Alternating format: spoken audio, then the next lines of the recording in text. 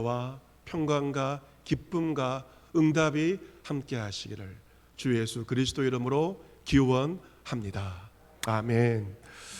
결실의 계절 가을을 맞이했지만 과수농가 농민들은 그 속이 타들어가고 있다고 합니다. 올해는 이 봄철에 냉해가 있었고, 그리고 여름철에 긴 장마, 그리고 잦은 태풍이 지나갔기 때문에 그렇습니다. 9호 태풍 마이삭과 10호 태풍 하이슨이 몰고 온 기록적인 강풍 때문에 울산 지역의 가수농가의 피해가 매우 크다고 합니다. 울산이 배로 유명하지 않습니까? 서생이 배로 유명한데 배 가수 면적의 80%가 피해를 본 것으로 사상 유례 없는 피해를 보게 되었습니다. 잘 익은 배가 나무에서 그만 떨어져서 상품성을 잃어버리는 낙가 피해를 입게 되었습니다. 또한 이 태풍 가운데 살아있는 열매, 달려있는 열매 역시 물을 먹어서 갈라지는 피해가 생기고 있다고 합니다. 이 울산이 배로 유명한 것처럼 충북 보은은 보은 대추로 유명합니다. 그런데 지금 결실기이지만 그 보은 대추가 겉이 갈라지고 터진 대추가 남아 있다고 합니다. 이것은 수분 함량이 많아서 생긴 이른바 열과 피해인데, 꽃이 필 무렵 잦은 비로 수정이 안 돼서 대추 열매가 예전에 70%밖에 안 달렸는데 그나마 열린 것들도 갈라지고 쪼개져 있기 때문에 농민들의 속이 지금 타들어가고 있습니다. 장석주 시인이 지은 시 가운데서 대추 한알이라고 하는 시가 있습니다. 그 시를 소개해드리면, 적의 저절로 붉어질 일은 없다. 저 안에 태풍 몇 개, 저 안에 천둥 몇 개, 저 안에 벼락 몇 개, 저 안에 번개 몇 개가 들어있어서 붉게 익히는 것일 게다. 저게 혼자서 둥그러질 일은 없다. 저 안에 무설이 내리는 몇 밤, 저 안에 땡볕 두어 달, 저 안에 초승달 몇 날이 들어서서 둥글게 만드는 것일 게다. 대추야, 너는 세상과 통하였구나. 이 시처럼 하늘의 대추 열매가 우리는 그냥 먹을 수 있지만 그냥 맺혀진 것이 아닙니다. 그 대추가 태풍과 천둥과 벼락과 번개를 묵묵히 견디어냈기에 마침내 붉게 익을 수 있었습니다. 대추의 모양에 둥그러 가는 것 역시 무서리와 땡볕과 초승달을 먹었기 때문입니다. 그래서 시인은 그 대추나무를 향하여서 감탄과 교행감을 담아 대추에게 말을 건넵니다. 대추야, 너 참 대단하구나. 너는 세상을 잘 살아냈구나 라고 말을 건네고 있습니다. 여러분, 그렇습니다. 하늘의 열매도 그냥 맺혀지는 법은 없습니다. 천둥 같은 시련과 땡볕을 지나서 하늘의 열매가 맺히게 되는 것입니다. 결실의 계절 가을을 맞이하면서 우리는 핵과일을 접하게 됩니다. 우리는 그 과일을 접하고 그 과일을 먹으면서 그 과일들에게 부끄럽지 않는 그러한 모습이 되어야 할 것을 다짐해 보게 됩니다. 오늘 본문 말씀에서 예수님은 나무에 대해서 한 나무를 언급하십니다. 나는 참 포도나무이다. 그리고 내 아버지는 농부라고 말씀을 하십니다. 여러분, 이 농부에게 있어서 가장 중요한 것은 무엇일까?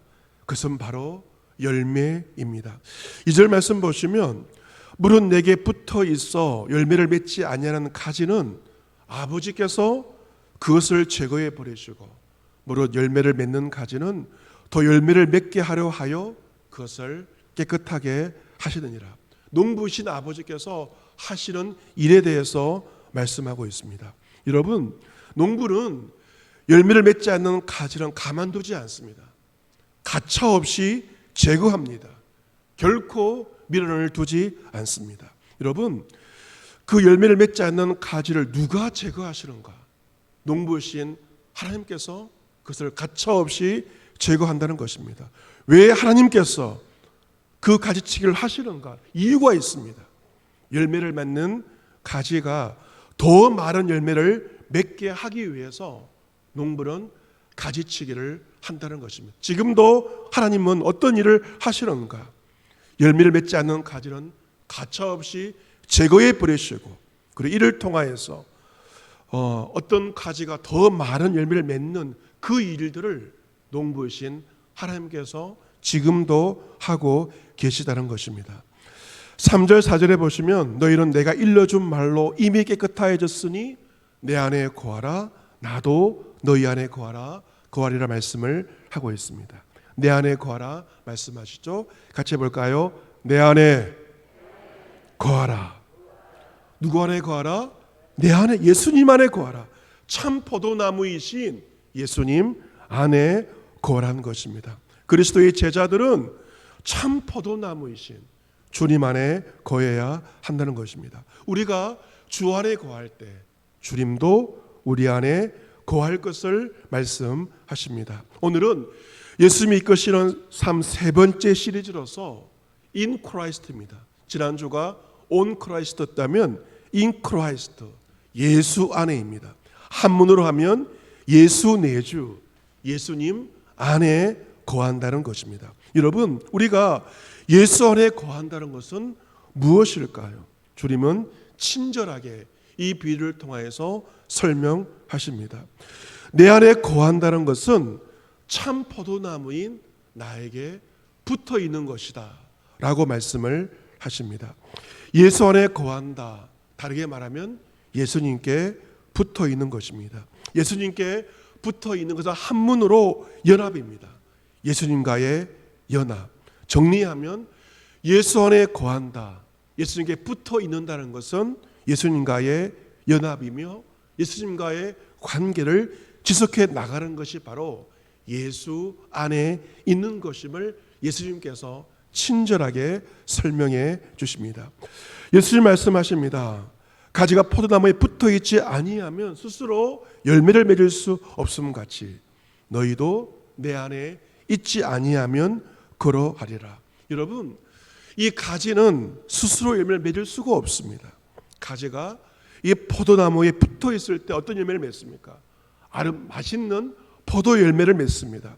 그리고 가지가 대추나무에 붙어 있을 때만 탐스러운 대추 열매를 맺게 됩니다. 7절에 보시면 너희가 내 안에 거하고 내 말이 너희 안에 거하면 무엇이든지 원하는 대로 구하라, 그리하면 이루리라 말씀하십니다. 주님은 주 안에 거한다는 것이 무엇인지를 다시 한번 말씀하시는데, 무엇을 말씀하시는가?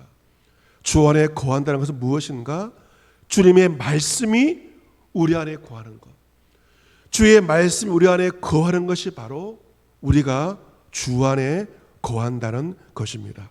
여러분, 주 안에 거한다는 것은 다르게 말씀하면 주의 말씀이 우리 안에 있고 주의 말씀이 공급되어지는 것이 바로 주 안에 있는 것입니다. 여러분, 왜 주일 예배가 중요한가? 왜 예배에 목숨을 걸라고 말을 합니까? 이유가 무엇입니까? 그것은 주일 예배를 통하여 한 주간을 살아갈 수 있는 주의 말씀을 공급받는 시간이기 때문에 이 주일 예배가 너무나도 중요하다는 것입니다. 그 가지된 우리가 포도나무이신 주의 말씀을 공급받는 그 시간이 바로 주일 예배입니다. 주님께서는 생명의 말씀을 예배를 통하여 당신의 종을 통하여 공급하시는 분이십니다. 따라서 거룩한 주일 예배를 통하여 주님 주시는 그 말씀을 한 주간 붙드는 것이 바로 주님 안에 있는 것입니다. 주님 말씀하십니다. 너희가 내 안에 거하고 내 말이 너희 안에 거하면 무엇이든지 원하는 대로 구하라, 그리하면 이루어질 것을, 응답받을 것을 말씀하십니다. 여러분, 이 말이 내 말이 너희 안에 거할 때 무엇이든지 구하라는 것입니다. 여러분, 우리가 어떻게 기도할 수 있을까요? 기도는 내가 하고 싶다고 할 수 있는 것이 아니고 주의 말씀이 내 안에 있을 때 말씀의 능력을 의지하여서 우리는 기도할 수가 있습니다. 그리고 주의 말씀 붙들고 기도할 때 그 기도가 응답될 것을 말씀하십니다. 여러분, 말씀이 내 안에 없으면 기도는 안 됩니다. 말씀의 능력을 의지하여 기도할 때 무엇이든지 원하는 대로 구하라. 그리하면 이루어질 것을 말씀하십니다. 말씀의 능력을 의지하여 기도하게 되고 그 기도가 응답되는 것이 영적인 원리입니다. 결론적으로 본다면 이 주의 말씀이 우리 안에 거한다는 것은 무엇인가? 그것은 주의 말씀에 순종을 하는 것입니다. 여러분께서 오늘 가지고 온 간절한 기도의 제목이 있을 것입니다. 여러분, 그 기도의 제목이 언제 응답될까요? 언제가 응답의 때일까요? 그것은 여러분께서 그 어떤 상황 가운데 주 안에 거하고 주의 말씀에 순종하고자 마음을 먹을 때 하나님의 응답은 여러분 가운데 반드시 임하게 될 것입니다. 8절에 보시면 너희가 내 열매를 많이 맺으면 내 아버지께서 영광을 받으실 것이요 너희는 내 제자가 되리라. 하나님께서 무엇을 원하시는가? 열매를 많이 맺기를, 가지가지마다 열매를 많이 맺기를 원하십니다. 왜냐하면 그것을 통하여서 아버지께서 영광을 받기 때문에 가지된 우리가 저마다 많은 열매를 맺기를 아버지께서 원하고 있습니다. 여러분, 포도나무 열매가 많이 맺히게 되면 사람들은 그 나무를 칭찬하지 않습니다. 그 나무를 재배한 농부를 칭찬하는 것처럼 열매를 많이 맺으면 하나님께서 영광을 받게 됩니다. 자식을 키우는 것 역시 우리가 자식 농사에 비유를 하지 않습니까? 자식을 키우는 것도 농사와 같은 것이죠. 우리 심장로님 아들 심상인 형제가 담임 목사 장학금 1호로서 해외 유학을 가게 되었고 일본 유학을 갔습니다. 3년 만에 물리학으로서 박사학위를 받았다는 기쁜 소식을 듣게 되었습니다. 이 물리학, 모든 학문이 어렵겠지만 그 중에서 물리학은 어렵기로 유명한 학문 아니겠습니까? 그런데 우리나라 말로 박사 논문을 쓰는 것도 정말 어려운 일입니다.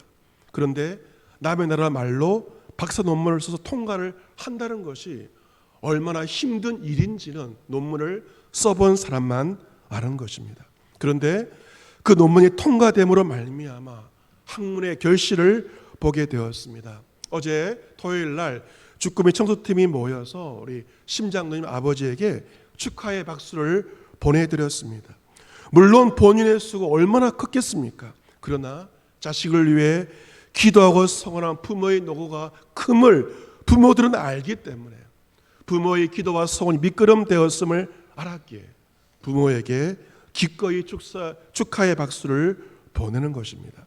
이처럼 자식이 잘 될 때 부모가 높아지는 것처럼 그리스도인의 삶에 열매가 맺히게 될 때 하나님 아버지께서 영광을 받으시게 됩니다. 여러분에게 기도에 응답이 있습니까?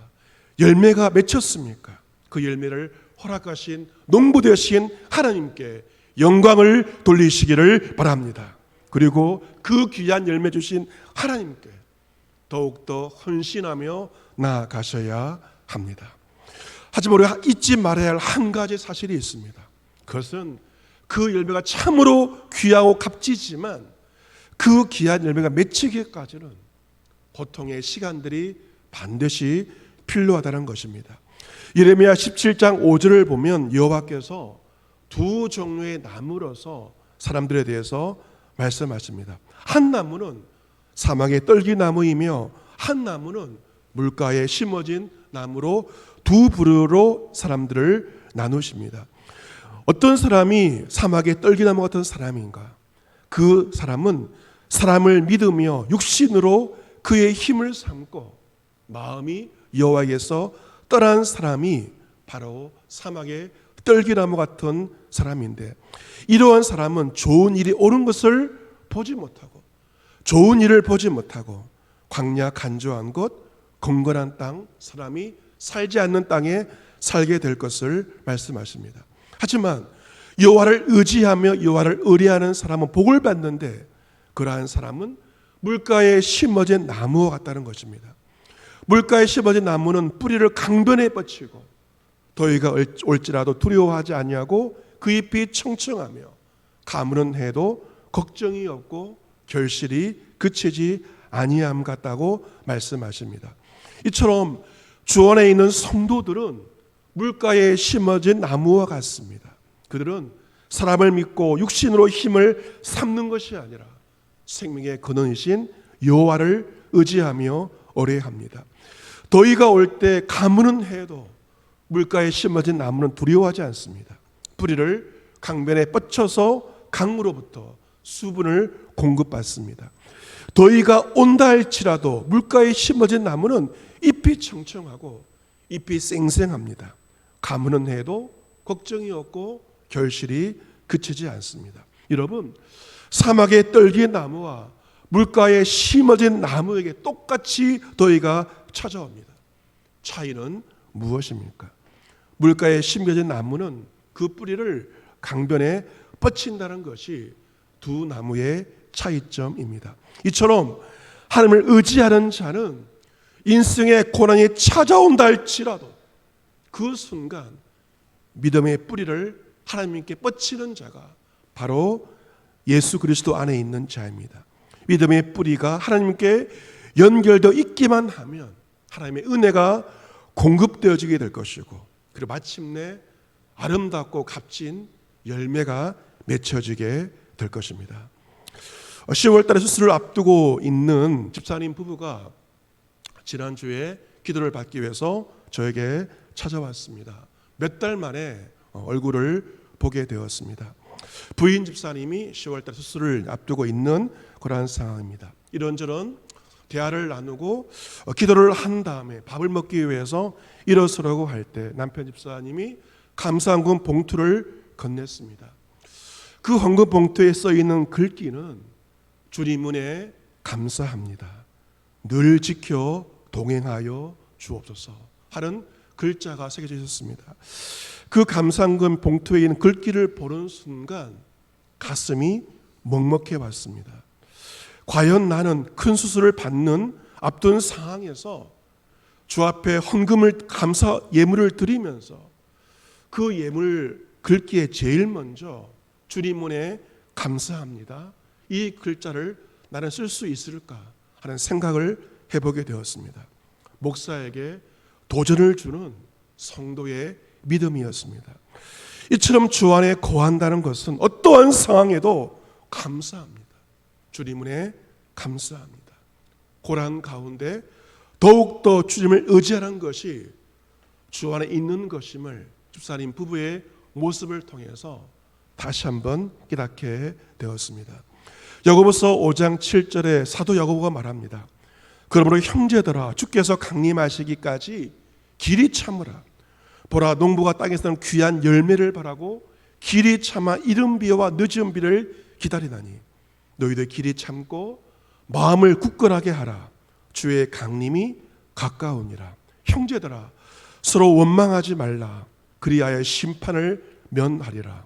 보라, 심판주가 문 밖에 서 계시니라. 이 말씀을 통해서 좋은 열매를 맺는데 가장 큰 걸림돌이 무엇인지를 말씀하십니다. 그것은 바로 서로 원망하는 것입니다. 여러분, 이 코로나19로 말미암는 이 상황에서 이 광야의 삶 가운데서 가족 간에 원망할 일들이 더 많아질 수가 있습니다. 하지만 여러분 기억하십시오. 원망과 불평은 심판을 받는 것이며 그것은 패망의 지름길임을 기억하셔야 합니다. 교회도 마찬가지입니다. 성도 간의 원망은 원망을 하는 사람과 듣는 사람을 다 죽이는 것이 원망과 불평임을 기억하셔야 합니다. 원망 대신에 무엇을 하라고 말씀하십니까? 길이 참으라. 길이 참으라. 마음을 굳건하게 하라 말씀하십니다. 고난의 삶 가운데 원망하지 않고 길이 참고 인내하는 자만 마침내 주님께서 주신 귀한 열매, 값진 열매를 보게 될 것입니다. 인생의 고난을 통과하여 맺혀지는 그 열매는 분명 아름답고 값진 열매일 것입니다. 사랑하는 성도 여러분, 가을이 찾아왔고 가을이 깊어져 가고 있습니다. 저는 이 가을이 참 좋습니다. 제 카톡 상태 메시지는 경이롭고 슬기로운 가을 생활로 붙여보았습니다. 가을이 짧지만 얼마나 소중한 시간들입니까? 이 가을을 정말 잘 보내고 싶은 마음이 저에게 있고 여러분에게도 분명 있을 것입니다. 추석 명절이 가까워오고 있고 추수감사주일이 11월 첫 주일입니다. 농부이신 하나님께서 우리에게 원하시는 것이 무엇일까요? 잎만 무성한 잎이 아니라 하나님 우리에게 열매를 보기를 원하십니다. 그 열매는 고난을 통하여서 우리 가운데 맺혀지게 됩니다. 하나님은 이 고난의 시기를 통하여 우리를 통하여서 값진 열매를 보기를 원하십니다. 어떻게 해서 그 열매가 맺을 수 있습니까? 오늘 말씀을 통하여 그 열매는 주 안에 있고 주님께 붙어 있고 주님 주시는 그 말씀에 순종함으로 간구할 때 하나님의 때에 여러분 가운데 맺혀지게 될 것입니다. 고통의 현실 가운데도 원망하지 않고 오히려 감사함으로 참고 견디다 보면 이번 가을에 여러분 가운데 아름다운 열매가 맺혀지게 될 것입니다. 어려울수록 더 주님을 의지하십시오. 하늘을 향하여 손을 들고 하나님께 간구하시기를 바랍니다. 고통의 시간들 믿음으로 보낼 때 여러분 안에 값진 열매가 익어가고 있음을 잊지 마시기를 바랍니다. 오늘 말씀처럼 주 안에 거함으로 말미암아 귀하고 값진 열매들로 이 가을 농부이신 하나님께 진정한 감사와 영광을 올려드릴 수 있는 저와 여러분과 우리 교회와 특별히 여러분의 모든 자녀들이 될 수 있기를 참 포도나무이신 주 예수 그리스도의 이름으로 축복합니다. 아멘.